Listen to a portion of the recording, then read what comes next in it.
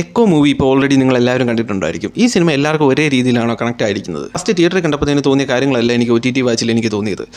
അങ്ങനെ സിനിമ അവശേഷിപ്പിച്ചിട്ട് പോയ കുറച്ച് ചോദ്യങ്ങളിലേക്ക് നമുക്കൊന്ന് പോയിട്ട് വരാം. ഇതെല്ലാം പൂർണ്ണമായിട്ടും എൻ്റെ കാഴ്ചപ്പാടിൽ എനിക്ക് തോന്നിയ കാര്യങ്ങളാണ്. അപ്പോൾ നമുക്ക് നേരെ വീഡിയോയിലേക്ക്. ഈ സിനിമ ബാക്കിയാകുന്ന ഏറ്റവും വലിയ ചോദ്യമാണ് കുര്യച്ചൻ ജീവനോടെ ഉണ്ടോ ഇല്ലയോ എന്നുള്ളത്. സിനിമയുടെ ആദ്യ സീനിൽ കാണിക്കുന്നതാണ് പീയൂഷ് മുറ്റം തൊന്നുകൊണ്ടിരിക്കുമ്പോൾ ഇതുപോലെ ഒരു മുളക്കുറ്റി കൈ കിട്ടുന്നത്. രണ്ടാമത് നമ്മൾ ഈ മുളക്കുറ്റി കാണുന്നത് മലേഷ്യയിലെ സീനിൽ വെച്ചാണ്. അവർ ഭക്ഷണം കൊണ്ടിരുന്ന നായയുടെ വായിലിരിക്കുന്നത് ഇതുപോലത്തെ ഒരു മുളക്കുറ്റിയാണ്.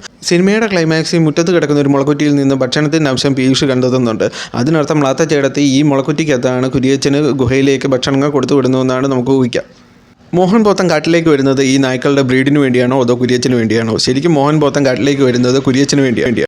ഹീറ്റായി നിൽക്കുന്ന പെൺപട്ടിയെ കാട്ടിക്കൊണ്ട് കെട്ടി തൻ്റെ സുരക്ഷയ്ക്ക് നിൽക്കുന്ന നായ്ക്കളെ അവിടെ നിന്ന് മാറ്റി കാട്ടിലെ കുര്യച്ചൻ്റെ താവളം കണ്ടെത്താനാണ് മോഹൻ പോത്തൻ ഈ കാട്ടിലേക്ക് ആദ്യം വരുന്നത്. ശരിക്കും മോഹൻ പോത്തനെ കൊന്നത് മ്ലാത്ത ചേടത്തിയാണോ അതോ കുര്യച്ചനാണോ? ഒളിവിലായിരിക്കുന്ന കുര്യച്ചൻ മോഹൻ പോത്തൻ കാട്ടിലേക്ക് വന്ന കാര്യം അറിയാനായിട്ട് യാതൊരു സാധ്യതകളുമില്ല. അതുകൊണ്ട് തന്നെ താൻ ചതിക്കപ്പെട്ടു എന്ന സത്യം മോഹൻ പോത്തനിൽ നിന്നറിഞ്ഞ മ്ലാത്ത ചേടത്തിയാണ് നായ്ക്കളെ വിട്ട് മോഹൻ പോത്തനെ കൊക്കയിലേക്ക് തള്ളിയിട്ട് കൊന്നതെന്നാണ് എൻ്റെ ഒരു കാഴ്ചപ്പാട്. എന്തിനാണ് മണികണ്ഠൻ പീയൂഷ് എന്ന പേരിൽ മ്ലാത്ത ചേടത്തിയുടെ അടുത്തേക്ക് വരുന്നത്?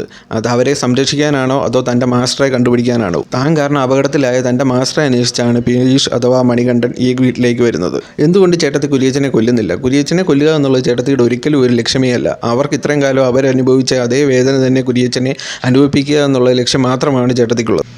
കുര്യച്ചൻ ഗുഹയിൽ അകപ്പെട്ടിട്ടും എന്തുകൊണ്ട് മ്ലാത്ത ചേട്ടത്തി ഈ സ്ഥലം വിട്ടു പോകുന്നത്? ഇതിലും സംരക്ഷണം കിട്ടുന്ന ഒരു സ്ഥലം ഈ ലോകത്ത് എവിടെയും കിട്ടില്ല എന്നുള്ള ബോധ്യമുള്ളതുകൊണ്ടാണ് അവർ ആ സ്ഥലത്ത് നിന്നും പോകാത്തത്. കാരണം തന്നെ സംരക്ഷിക്കാൻ തൻ്റെ നായ്ക്കളുള്ളത്തോളം കാലം അവർക്ക് അവിടെ പേടിക്കാതെ താമസിക്കാൻ പറ്റും. അവിടെ തൻ്റെ നായ്ക്കളുടെ സംരക്ഷണം ഉള്ളിടത്തോളം കാലം തൻ്റെ കൂടെ താമസിക്കുന്ന മണികണ്ഠന് പോലും തന്നെ ഒന്നും ചെയ്യാനാവില്ല എന്ന് മ്ലാത്ത ചേട്ടത്തിക്ക് നന്നായിട്ടറിയാം. അതുകൊണ്ടാണ് മക്കൾ നിർബന്ധിച്ചിട്ട് പോലും വേറെ സ്ഥലത്തേക്ക് മാറാതെ അവർ ആ വീട്ടിൽ തന്നെ താമസമായിരിക്കുന്നു. അതേപോലെ തന്നെ താൻ ആ സ്ഥലത്ത് നിന്ന് മാറിക്കഴിഞ്ഞ് കഴിഞ്ഞാൽ അതായത് തൻ്റെ പ്ലാനായിട്ടുള്ള ഈ കുര്യച്ചനെ ഗുഹയിൽ തന്നെ താമസിപ്പിക്കുക എന്നുള്ള പ്ലാനും മൊത്തത്തിൽ പൊളിയുന്നതുകൊണ്ടാണ് മ്ലാത്ത ചേട്ടത്തി പോകാത്തത്. കാരണം താൻ സ്ഥലം മാറിക്കഴിഞ്ഞ് കഴിഞ്ഞാൽ ആ പട്ടികളെല്ലാം പല വഴിക്ക് പോകും. അതുകൊണ്ട് തന്നെ കുര്യച്ചൻ ഗുഹയിൽ നിന്ന് പുറത്തേക്ക് ഇറങ്ങാനും പറ്റും.